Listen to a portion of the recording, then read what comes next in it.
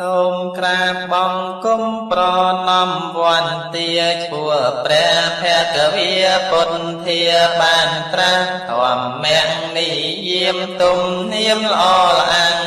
30មុខច្បាំងខ្ញុំសូមពរនាមួយរុនជួយភុំជាក្រុមចុងក្រោយបារមីនាំឲ្យដឹងពេលវេលាត្រង់យាងកាន់ផ្ទៃស្មារតីល្អជាដឹងខ្លួនក្រុមគ្រាក្នុងគួមេត្តាពីគឺព្រះភង្វរលៈក្នុងគួស្មឹងស្មាតក្នុងធម៌ប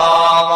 កាយាព្រះភង្វបែកទុយពីខ្នងមេត្តាឈួបតីភ្លឺថ្លាមេត្តារំបីអេរយាប័ននៃព្រះមេត្តាពេលគ្រប់មេត្តាសាស្តាចាតីមេត្តាត្រង់ឈរថោស្រីដ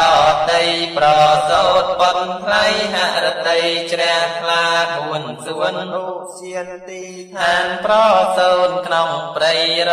ហូតជើស្រោតចេញកាទេវតានិងមនុស្សថ្វាយសាធុកាចក្រវាលបបតាលោកទាអ៊ូអ5ព្រះប្រសោតចោស្រោតយាងឈាន7ជុំហ៊ានឈ្មោះទៅអ៊ុតដត្រួនក្រុមទៅឋានក្លាហានបវទៅបានបន្តបន្លឺសីនាត6ប្រមាលតតមើលនិមិត្តទេវទូត4ពិតចិត្តគិតលះញាតបនកើតថ្ងៃណាថ្ងៃនោះត្រង់ឃ្លាតចិត្តឥតរវិតយានត្រាសាងភ្នោះ7ទីរោដាញ់ដោជាយាមឥតមានទាំងទៀមក្នុងនាមអ្នកបួសកំណត់វេលាមិនអាចតិចហួស7ថ្ងៃនោះនឹងបានត្រាស់ដឹង